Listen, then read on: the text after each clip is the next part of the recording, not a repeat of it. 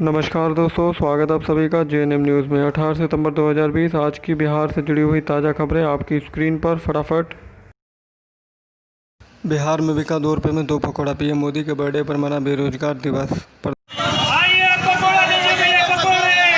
प्रधानमंत्री नरेंद्र मोदी बीते रोज यानी कि 17 सितंबर 2020 को 70 साल के हो गए। देश भर में पीएम मोदी का जन्मदिन काफ़ी धूमधाम से मनाया गया। वहीं दूसरी ओर पीएम मोदी के जन्मदिन पर देश के बेरोजगार युवक राष्ट्रीय बेरोजगारी दिवस मना रहे थे। बिहार में 2 रुपये में 2 पकौड़ा बेचकर युवकों ने अनोखे अंदाज में पीएम मोदी का विरोध किया।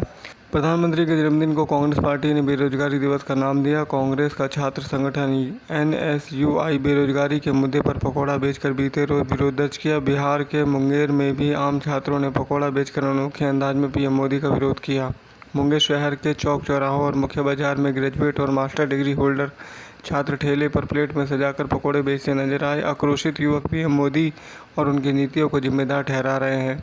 मुंगेर के बेरोजगार युवकों का कहना है कि जब देश में रोजगार देने की बात कही जाती है तो देश के प्रधानमंत्री नरेंद्र मोदी युवाओं को पकौड़ा बेचने की सलाह देते हैं। उनके इसी बयान को याद कर विरोध किया जा रहा है। देश में बेरोजगारी के कारण युवाओं की स्थिति बहुत खराब है, इसलिए यह विरोध प्रदर्शन किया जा रहा है और 2 रुपये में 2 पकौड़ा बेचा जा रहा है।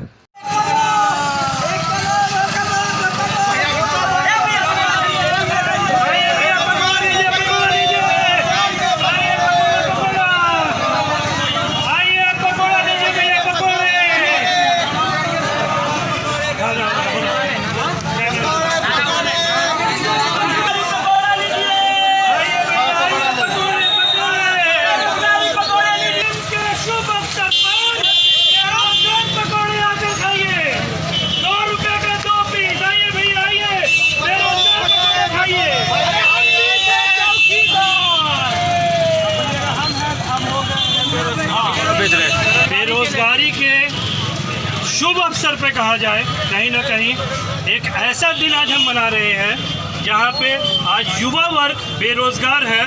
वो वर्ग जो अपना सर्टिफिकेट नहीं दिखा पाए, विराजमान हो करके आज का दिन हम लोग इसीलिए मना रहे हैं बेरोजगारी दिवस के रूप में। मोदी जी के जन्मदिन के शुभ अवसर पे। क्या नाम हो आपका? अली फैसल खान।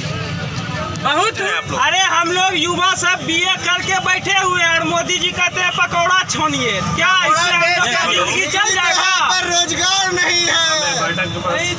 क्या नाम आपका? मेरा नाम राज यादव। मोदी सरकार को लगा बड़ा झटका। केंद्रीय मंत्री हरसिमरत कौर बादल ने दिया इस्तीफा। इस वक्त की एक बड़ी खबर दिल्ली से सामने आ रही है। नरेंद्र मोदी सरकार को करारा झटका लगा है। कृषि से संबंधित बिल पर एनडीए में फूट पड़ गई है। केंद्रीय मंत्री हरसिमरत कौर ने कृषि संबंधी विधेयकों के विरोध में सरकार से इस्तीफा दे दिया है। केंद्रीय खाद्य प्रसंस्करण मंत्री हरसिमरत कौर बादल मोदी सरकार में अकाली दल की एकमात्र मंत्री थी जिन्होंने इस पद को त्याग दिया।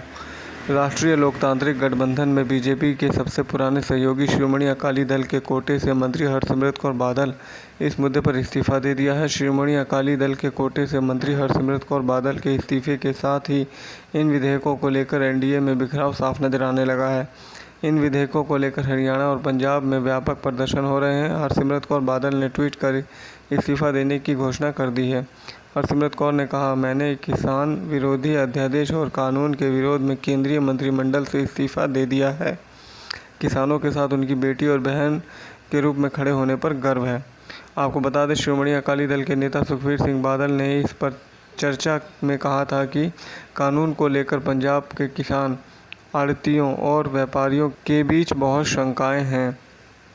सरकार को इस विधेयक और अध्यादेश को वापस लेना चाहिए। अगर सरकार किसानों पर लाए जा रहे बिल नहीं रोकती तो केंद्रीय मंत्री इस्तीफा दे देंगी। कोरोना से बीजेपी एमपी का निधन। 2 माह पहले ही बने थे राज्यसभा सांसद। इस वक्त की बड़ी खबर बेंगलुरु से आ रही है। यहाँ पर बीजेपी के राज्यसभा सांसद अशोक गस्ती का निधन हो गया है। वे कोरोना से संक्रमित थे। 2 सितंबर को अस्पताल में भर्ती थे। बताया जा रहा है कि राज्यसभा सांसद और कर्नाटक बीजेपी के नेता अशोक गस्ती कोरोना पॉजिटिव हो गए थे, जिसके बाद उनको 2 सितंबर को हॉस्पिटल में भर्ती कराया गया था, लेकिन आज इलाज के दौरान उनका निधन हो गया। 1.5 माह पहले ही गए थे राज्यसभा। अशोक गस्ती बीजेपी के राज्यसभा के सांसद थे। इसके अलावा वे कर्नाटक पिछड़ा वर्ग आयोग के अध्यक्ष के रूप में काम कर चुके थे। वे कर्नाटक के रायचूर जिले के बीजेपी को संगठित और मजबूत बनाने का श्रेय गस्ती को दिया जाता है। गस्ती 18 साल की उम्र से ही बीजेपी के साथ जुड़े हुए थे। बिहार में बारिश और वज्रपात की चेतावनी, मौसम विभाग ने जारी किया अलर्ट। इस वक्त एक ताज़ा खबर सामने आ रही है। मौसम विभाग ने पटना समेत राज्य के कई जिलों में तेज बारिश का अलर्ट जारी किया है। मौसम विभाग का कहना है कि इन जिलों में मेघ गर्जना और वज्रपात के साथ वर्षा होने की संभावना है। विभाग ने लोगों से इस दौरान एहतियात बरतने की अपील की है। मौसम विभाग की ओर से जारी अलर्ट के मुताबिक पटना, औरंगाबाद, अरवल, जहानाबाद, नवादा और बांका जिले में मेघ गर्जना और वज्रपात के साथ वर्षा होने की संभावना जताई गई है। विभाग ने लोगों से इस दौरान एहतियात बरतने की अपील की है। मौसम विभाग के साथ साथ बिहार आपदा विभाग ने भी लोगों को बेवजह घर से नहीं निकलने की अपील की है। आपदा विभाग ने लोगों से कहा कि वज्रपात की संभावना को देखते हुए सतर्क रहने की जरूरत है। बिहार में 1 करोड़ बेरोजगारों को मिलेगी नौकरी, राष्ट्र सेवा दल का बड़ा ऐलान। राष्ट्र सेवा दल की बिहार के बेरोजगारों के लिए बड़ा ऐलान किया है। पटना में राष्ट्र सेवा दल की ओर से आयोजित रोजगार 1 करोड़ वर्चुअल रैली में 1 करोड़ बेरोजगार युवकों को नौकरी देने का ऐलान किया गया। पार्टी अध्यक्ष प्रदीप जोशी ने बिहार की जनता को रोडमैप बताया कि कैसे वे आने वाले समय में बिहार में 1 करोड़ लोगों को रोजगार देंगे। राष्ट्रीय सेवा दल की ओर से नौकरी के लिए एक वेबसाइट भी लॉन्च की गई है, www.rozgar1crore.com। वर्चुअल रैली में प्रदीप जोशी ने एक कर पूरी स्पष्टता के साथ बिहार की जनता को बताया कि सत्ता में आने के बाद किन किन जरियों से वह 1 करोड़ लोगों को नौकरी देंगे। उन्होंने बताया कि 5,20,000 सफाई कर्मी की बहाली की जाएगी। प्रति 50 घर एक सफाई कर्मी की तैनाती होगी। सूबे में 2,60,000 प्लम्बर और 2,60,000 इलेक्ट्रीशियन की बहाली होगी। हर 100 घर पर एक प्लम्बर और इलेक्ट्रीशियन की तैनाती होगी। उन्होंने बताया कि विभाग विभिन्न जिलों के बेरोजगारों के लिए उद्यमों की स्थापना कर वहाँ 6.5 लाख बहाली की जाएगी। इसके अलावा 2,60,000 डॉक्टर एवं 1,30,000 इंजीनियर, 1,30,000 मैनेजमेंट स्टाफ, 1,30,000 टेक्नीशियन की बहाली की जाएगी। जोशी ने यह भी कहा कि बागवानी और वृक्षारोपण को बढ़ावा देने के लिए 6 लाख लोगों की बहाली की जाएगी। सबसे बड़ा ऐलान यह है कि जोशी ने कहा कि उनकी सरकार आने पर समाज के चौथे स्तंभ कहे जाने वाले पत्रकारों और मीडिया कर्मचारी को सरकारी नौकरी की तरह सुविधा प्रदान की जाएगी। जोशी ने कहा कि सूबे के सभी धार्मिक स्थलों को विकसित किया जाएगा। इसके अलावा कृषि को उद्योग का दर्जा दिया जाएगा। बिहार में कला की अपार संभावनाओं को देखते हुए एक भव्य फिल्म सिटी का निर्माण किया जाएगा। जोशी ने केंद्र की नरेंद्र मोदी सरकार और राज्य में पिछले 30 साल की लालू नीतीश सरकार को बेरोजगारी का जिम्मेवार बताते हुए कहा कि मोदी और नीतीश के वादे खत्म नहीं होते और बेरोजगारी बढ़ती जा रही है। जनता इस बार इनकी हकीकत जान चुकी है और इस बार चुनाव में मौजूदा सत्ता को उखाड़ फेंकने के साथ साथ इस बार बिहार की जनता राष्ट्र सेवा दल के साथ है और आने वाले बिहार में रोजगार के लिए बेरोजगारों की सरकार बनने जा रही है।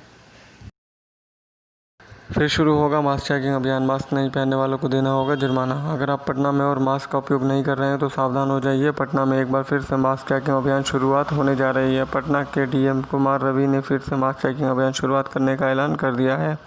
बिना मास्क पहने गए पकड़े जाने पर जुर्माना भरना पड़ेगा। पटना के डीएम विशेष टीम गठित कर चौक चौराहों, दुकानों, वाहनों, वेंडर जोन, मार्केट और अन्य भीड़भाड़ वाली जगहों पर मास्क चेकिंग करने और दोषी के विरुद्ध दंडात्मक कार्रवाई करने का निर्देश दिया है। पटना डीएम ने जिला प्रशासन, पुलिस विभाग और नगर निगम की संयुक्त टीम गठित कर सफल एवं प्रभावी कार्रवाई सुनिश्चित करने का आदेश दिया है। मास्क चेकिंग के लिए दुकान की भी जांच करने तथा दुकानों में उपभोक्ताओं एवं दुकानदारों द्वारा मास्क का प्रयोग करने, सामाजिक दूरी मेंटेन करने संबंधी बिंदुओं की जांच करने तथा उल्लंघन पाए जाने पर संबंधित दुकान को भी 3 दिन के लिए बंद करने का सख्त निर्देश दिया है।